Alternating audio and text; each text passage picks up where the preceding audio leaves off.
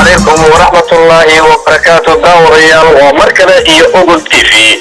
waxaan daawayaal galabta aanu ka qayb galnay soo dhaweyn ballaaran oo loo sameeyay wuxuu ballaaran oo ka socotay ismaamulka Soomaalida ee dalka Itoobiya gaar ahaan magaalada madaxda Diridaba taasi oo wuxuudaasi ka mid ahaayeen maayirka Diridaba iyo maayir ku-xigeenka iyo sidoo kale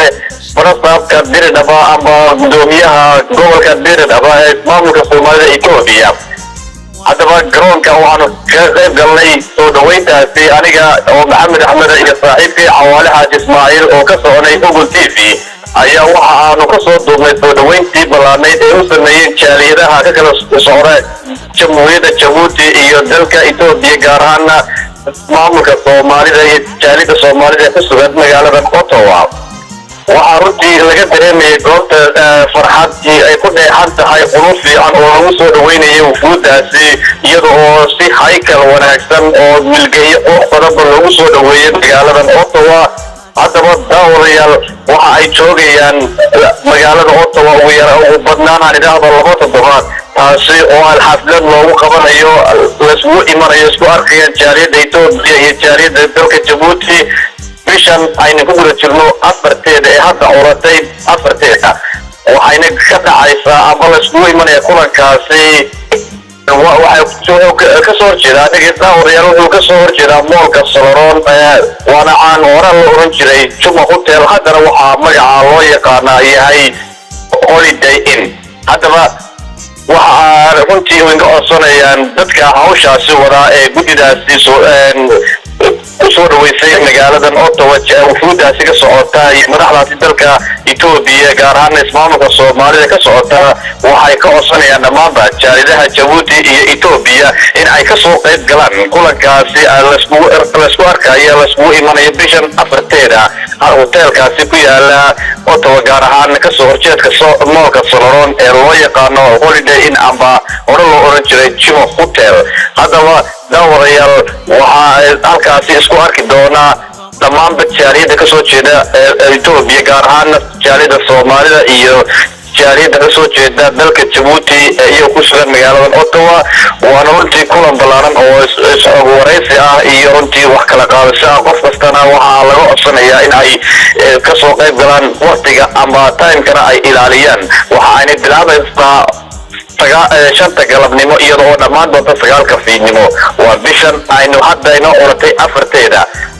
waxay codsanayaan guddidaasi inaad runtii ixtiraamtaan waqtiga iyo time-ka la iskugu imanayo haddaba wixii faahfaahin dheeraad ah waxaad kala xiriiri doontaa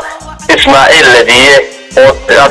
telefoonkiisu yahay ka shaashada ku qoran ayaad kala xiriiri doontaa Ismaaciil Ladiye oo isagu qabaqaabiyaha ama isku duwaridaha xafladan soo dhaweynta lagu sameeyay wufuudaasi ka socota dalka Itoobiya gaar ahaan ismaamulka Soomaalida ee magaalada madaxdaasi Diridaba daawayaal waxaan rajaynaynaa inaad ka soo qayb gashaan oo halkaasi aad dhammaanba muujisaan in qof walba halkaasi laga dhaxarko runtii halkaasna uu ka muuqdo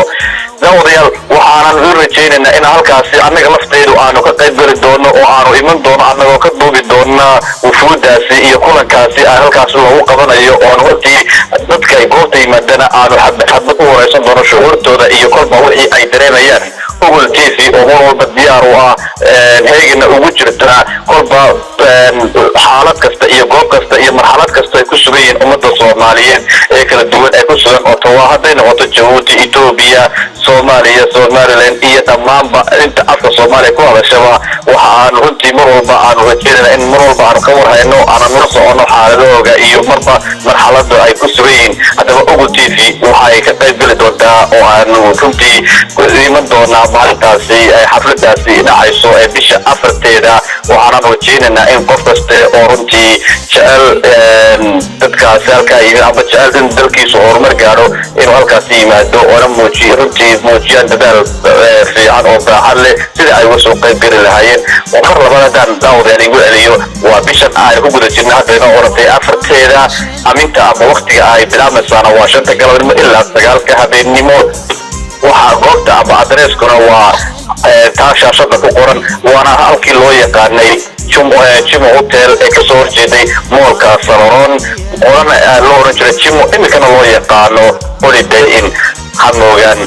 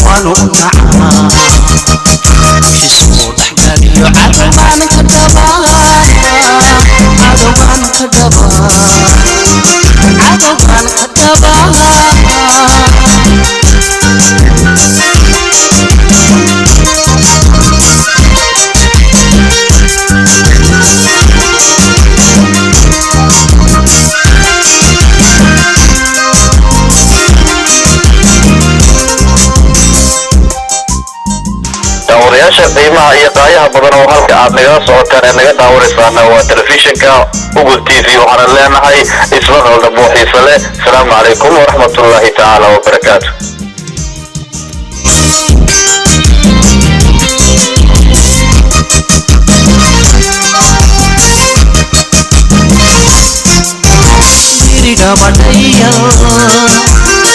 Uga ma doofe u dhiiranaya